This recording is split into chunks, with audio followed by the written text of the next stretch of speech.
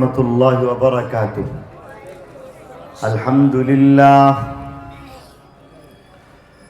الحمد لله وكفى وسلام على عباده الذين اصطفى.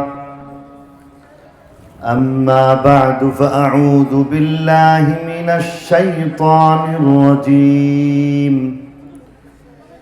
بسم الله الرحمن الرحيم.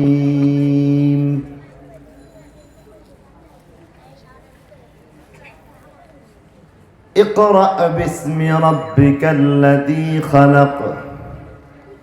خلق الإنسان من علق. اقرأ وربك الأكرم الذي علم بالقلم. علم الإنسان ما لم يعلم. وقال تعالى في مقام آخر: الرحمن علم القرآن. خلق الإنسان علمه البيان. وقال رسول الله صلى الله عليه وسلم: خيركم من تعلم القرآن وعلمه. وقال رسول الله صلى الله عليه وسلم: إن في الجنة نهرا اسمه ريان عليه مدينة من مرجان له 70,000 باب من ذهب وفضة لحامل القرآن، أو كما قال عليه الصلاة والسلام. صدق الله العظيم وصدق رسوله النبي الكريم، ونحن على ذلك لمن الشاهدين والشاكرين، والحمد لله رب العالمين. اللهم رب السماوات وما أظللنا، ورب الأرضين وما أقللنا، ورب الشياطين وما أضللنا. إني أسألك خير هذه القرية وخير ما فيها وخير أهلها، وأعوذ بك من شرها وشر ما فيها وشر أهلها. اللهم ارزقنا جناها وحببنا إلى أهلها، وحبب صالحي أهلها إلينا. मेरे जनाजे पे रोने वालों, फरेब में हो बगौर देखो। मरा नहीं हो गमे नबी में, लिबासे हस्ती बदल गया है।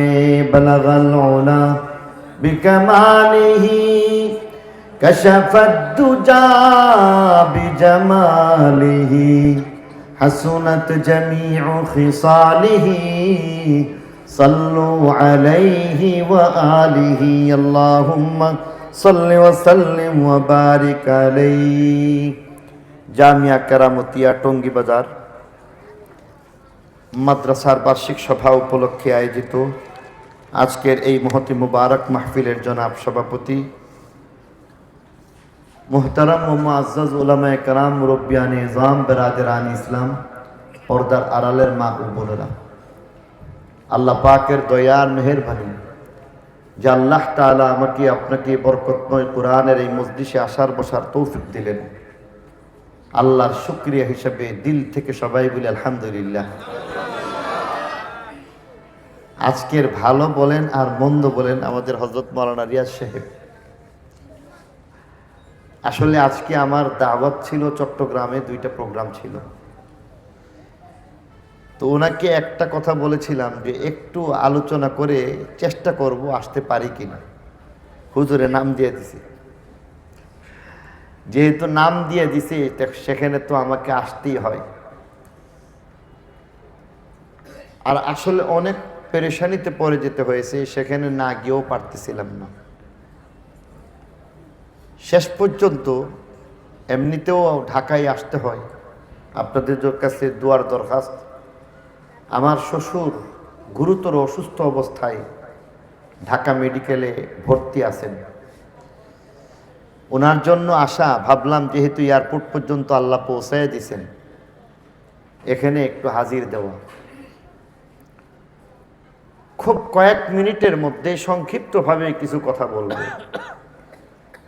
আজকে যেই ছেলেরা কোরআনের হাফেজ হইল, তাদের মর্যাদা আসলে আমরা সঠিকভাবে বুঝি না। এদেরকে আল্লাহ রাব্বুল আলামিন কোন ধরনের মর্যাদা দিয়েছেন, এটা আসলে দুনিয়া থেকে বুঝার কোনো ক্ষমতাই আমাদের নেই। জান্নাত বোঝার ক্ষমতা আছে কারো বলেন?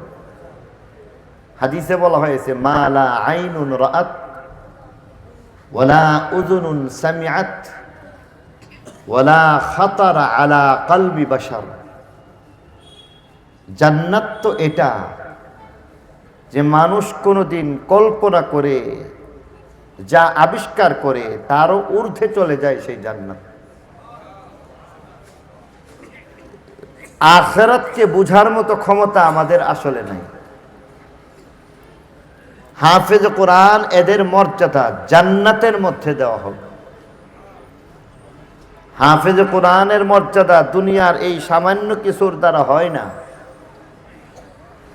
যার কারণে আমরা দেখেছি কোরআনের হাফেজ যারা হয়েছেন, আল্লাহ দুনিয়ার মধ্যে যত সামান্য দেখাচ্ছেন, এটা হচ্ছে কেবল নমুনা। বিশ্ববিখ্যাত অনেক হাফেজ কোরআন এমন রয়েছে, হাফেজ তাকরিমের কথাই বলা যেতে পারে। একটা পৃষ্ঠা কোরআনে পাক থেকে তেলাওয়াত করে শোনাইলে পরে রাজকীয় সৌদি আরবের বাদশাহ তিনি তাকে পুরস্কৃত করলেন আর বললেন, এক পৃষ্ঠা কেন, কোরআনের একটা আয়াত, একটা অক্ষরের মর্যাদা দেওয়া আমাদের পক্ষে সম্ভব না। সামান্য এই এক পৃষ্ঠা পড়ার পরে তাকে নমুনা হিসাবে যা দেওয়া হয়েছে সেটা হলো 70 লক্ষ টাকা তাকে পুরস্কার দেওয়া হয়েছে। এটা কি তার বদলা না নমুনা? সামান্য একটু নমুনা, স্যাম্পল। দুনিয়ার মধ্যে যেমন সম্ভব না, বরং কবর, হাসর, আখিরাত, জান্নাতে যাওয়ার আগে হাফেজ কোরআনকে বোঝা, তাদের সম্মাননা দেওয়া বা গ্রহণ করা কোনোটাই সম্ভব না। আজকে দুই জায়গা থেকে কোরআনে পাক আমি তেলাওয়াত করে শুনাইছি, দুইখান হাদিস পড়ে শুনাইছি। শেষ একখান হাদিস আপনাদেরকে বলবো, ইবনে আসাকির থেকে বর্ণিত রওয়ায়াত। এই ছেলে, এই কত বড় সাহস কথা বলে! আপনার কিছু করেন না, একদম খামোশ, কোনো কথা বলা যাবে না। এই ছেলে, এই তুমি বসো, একদম বসো। ইবনে আসাকির থেকে বর্ণিত একটা রিওয়ায়াত, এখানে হাফেজ কোরআনের মর্যাদা নয়, সামান্য একটু নমুনা হিসাবে কি দিচ্ছেন। সত্যবাদী নবী, সত্যায়িত নবী আমাদেরকে যা শুনিয়েছেন, অবাক করা বিষয়। আল্লাহ রসুল সেই হাদিসের মধ্যে ঘোষণা দিয়া বলেন, হামেলে কোরআন, হাফেজে কোরআন, আমেলে কোরআন, তার মর্যাদা কি জানো? ইন্না ফিল জান্নাতি নাহরা, জান্নাতে একটা নদী আছে। আপনাদের এই নদীর মতো না, তুরাগ নদীর মতো না। জান্নাতি যে নদী সেগুলি থাকে এমন, এটাও জান্নাতের নদী। এটা এখান থেকে বোঝানো যাবে না, কল্পনার রাজ্য ছাড়িয়ে যায় যেই নদী। এর নাম রাইয়ান। আলাইহি মাদিনাতুম মিন মারজান, বলা হয় যে তার কুল ঘেঁষে একটা শহর নির্মিত হয়েছে। তুরাগ তীরে টঙ্গী, ঠিক কিনা বলেন? বুড়িগঙ্গার তীরে ঢাকা শহর। ঠিক তেমনি ভাবে রাইয়ান যেই নদী রয়েছে, তার কুল ঘেঁষে একটা শহর নির্মিত হয়েছে। ঢাকার মধ্যে যেই সকল বিল্ডিং হয়ে যাচ্ছে, এই ঢাকার বিল্ডিংগুলি হচ্ছে ইট সুরকির দ্বারা, আর সেখানের মধ্যে যে বিল্ডিং হবে এগুলি ইট সুরকির দ্বারা হবে না। আলাইহি মাদিনাতুম মিন মারজান, মারজান পাথর বলা হয়েছে, হীরার চাইতে দামি। এক টুকরো হীরার টুকরার দাম কত জানেন? জীবনে না দেখলেও দাম শুনেছি, পত্র পত্রিকার মাধ্যমে জেনেছি। সামান্য এক টুকরা হীরার টুকরার দাম বর্তমান বাজার মূল্যে কমপক্ষে 10 কোটি টাকা। সেখানের যে ইট সুরকির বিল্ডিং না, সেখানের যে ইটগুলি হবে সেগুলি হীরার হবে না, না হীরার না, তার চাইতে দামি মারজান পাথর দ্বারা নির্মিত এক একটা ইট হবে। আলাইহি মাদিনাতুম মিন মারজান, এত সুন্দর মারজান পাথরের দ্বারা নির্মিত যে বিরাট অট্টালিকা হবে, যা হবে সেই রাইয়ান নদীর কুল ঘেঁষে একটা নগরী, বিরাট এক নগরী। সেই নগরীতে প্রবেশ দ্বার হবে 70,000, লাহু 70,000 বাব, 70,000 তোরণ হবে, যেখানে হাফেজে কোরআনকে সম্বর্ধনা দেওয়া হয়েছে। আর বলা হচ্ছে, যেমন ধরুন আমাদের এই দেশের মধ্যে জনাব তারেক রহমান সাহেব এই তো সেদিন আসলেন, তোরণ বানাইছে নাকি বানাই নাই? কথা বলেন, কয়টা আর বানাইছে? 2-4-10টা বানাইছে। ফেস্টুন হয়তো অনেকগুলি সাজানো হয়েছে। সব কয়টা ফেস্টুনকে যদি এয়ারপোর্ট থেকে নিয়ে 300 ফিট যেখানে মঞ্চ তৈরি হয়েছিল, প্রত্যেকটাকে যদি একটা করে গেট ধরা হয়, 70,000 ফেস্টুন হবে। জোরে বলতে হবে। আপনার আমার জানা মতে যা সত্য তাই বলেন, বাস্তবতাটা বলুন। 70,000 গেট কেন? 70,000 ফেস্টুনও হবে না, কারণ 70,000 ফেস্টুন লাগাইতে গেলে এই ঢাকা শহরের মধ্যে জায়গা হবে না। এটা সেখানের মধ্যে বলা হয়েছে 70,000 গেট বা তোরণের ব্যবস্থা করা হয়েছে। এটা কেমন করে সম্ভব হয়েছে? কারণ এটা জান্নাত, আখিরাতের নাজ ও নেয়ামত বলে সম্ভব হয়েছে, না হয় সম্ভব না। আর এই কারণেই নাস্তিক মুরতাদ বিধর্মী যারা আছে তারা অনেক সময় এগুলিকে অস্বীকার করে বসে। এটাও কি সম্ভব? আল্লাহ বলতেছেন আসমান আছে, বিজ্ঞানীরা বলে আসমান নাই। কেন? কারণ এরা অবিশ্বাস্য কিছু মনে করতেছে। আলোকবর্ষের হিসাবে আমরা যেখানের মধ্যে আসমান তালাশ করে পাই না, সেখানে আসমান থাকবে কোথায়? রব্বে কায়নাত জানায় দিতেছেন আসমান আছে। আফালা ইয়ানজুরুনা ইলাল ইবলি কাইফা খুলিকাত ওয়া ইলাস সামাই কাইফা রুফিআত ওয়া ইলাল জিবালি কাইফা নুসিবাত ওয়া ইলাল আরদি কাইফা সুতিহাত আফালা ইয়ানজুরুনা ইলাল ইবলি কাইফা খুলিকাত ওয়া ইলাস সামাই কাইফা রুফিআত। আসমান তাকায় দেখো না, আসমান এত বড় আসমান কে বানাইছে দেখো। তোমরা যে আসমানের অস্তিত্বই স্বীকার করতে চাও না, আমি আল্লাহ সেই আসমান বানাইছি সত্য, তার মধ্যে কোনো ভুল নাই, ঠিক কিনা বলেন? আসমান দুনিয়ার মধ্যে এটাই তোমরা আবিষ্কার করতে পারো না, আখিরাত কেমন করে বুঝবা, জান্নাত কেমন করে বুঝবা? এটা বোঝা সম্ভব না। সেই জান্নাতের আগে আগে যেখানে সেই বিশাল একটা নগরী নির্মাণ করা হয়েছে, যার বিল্ডিং গুলির ইটগুলি হবে এক একটা হীরার চাইতে দামি, মারজান পাথরের দ্বারা, এই শহরে প্রবেশ করার আগে 70,000 তোরণের ব্যবস্থা করা হয়েছে। কাঠ দিয়া বানাই নাই, বাঁশ দিয়া বানাই নাই, কাপড় দিয়া বানাই নাই, রশি দিয়ে বেঁধে বেঁধে এখানে তোরণ বানানো হচ্ছে এমনটা নয়। মিন যাহাবিন ওয়া ফিদ্দা, একটা হবে স্বর্ণের, একটা হবে রূপার, একটা হবে স্বর্ণের, একটা হবে রূপার। এমন করে সেই মারজান পাথরের দ্বারা নির্মিত এক বিশাল নগরী, সেই নগরীর মধ্যে হাফেজ কোরআনকে আল্লাহ সংবর্ধনা দিবেন। 70,000 তোরণ। আর সংবর্ধনার ধরনটা হবে কেমন? 1 নম্বর গেটে যখন যাবে, সেখানে গিয়া দেখবে নূরের তৈরি রহমতের 70,000 ফেরেশতা দাঁড়ানো। 70,000 ফেরেশতা দাঁড়ানো। একজন হাফেজে কোরআন সর্বপ্রথম সেই গেটে যখন প্রবেশ করতে যাবেন, প্রথমত তাকে 70,000 সালাম পেশ করা হবে, 70,000 হাদিয়া পেশ করা হবে। দ্বিতীয় গেটে ডাবল। দ্বিতীয় গেটে যদি ডাবল হয়ে যায়, 70,000-এর ডাবল 1,40,000।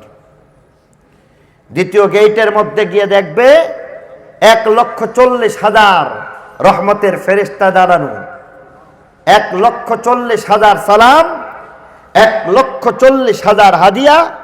তৃতীয় গেটে আবার ডাবল হয়ে যাবে, 2,80,000 ফেরেশতা, 2,80,000 সালাম, 2,80,000 হাদিয়া। 4 নম্বর গেটে যখন হাফেজে কোরআন যাবে, আবার ডাবল হবে, 5,40,000 ফেরেশতা, 5,40,000 সালাম, 5,40,000 হাদিয়া। সালামুন কাওলাম মির রাব্বির রহিম, সালামুন তিবতুম ফাদখুলুহা খালিদিন। একের পরে এক গেট অতিক্রম করে যাচ্ছে, আর ফেরেশতাদের সম্বর্ধনার সংখ্যা বাড়ছে, ফেরেশতা সংখ্যা বাড়ছে, সালাম বাড়তেছে, ডাবল ডাবল হয়ে যায়, হাদিয়া বাড়তেছে, ডাবল ডাবল হয়ে যায়। একে একে 70,000 নম্বর সব কয়টা বিশাল তোরণকে পাড়ি দিয়া সর্বশেষ গেটের মধ্যে যখন যাবে, উলামায়ে কেরাম হিসাব করে বলেছেন 490 কোটি ফেরেশতা সেখানের মধ্যে দাঁড়ানো থাকবে। রাউন্ড ফিগার হিসাবে বলতে পারেন 500 কোটি ফেরেশতা দাঁড়ায় থাকবে। 500 কোটি ফেরেশতা সেখানের মধ্যে দাঁড়াইবে, 500 কোটি হাদিয়া পেশ করা হইবে, 500 কোটি সালাম পেশ করা হইবে। সালামুন কাওলাম মির রাব্বির রহিম, সালামুন তিবতুম ফাদখুলুহা খালিদিন। আসো আসো, রব্বে কায়নাতের পক্ষ থেকে তোমাকে সালাম দিয়া সম্বর্ধনা দেওয়া হইল। আসো আসো, তুমি একজন কোরআনওয়ালা, কোরআনের মালিক হয়ে গেছো।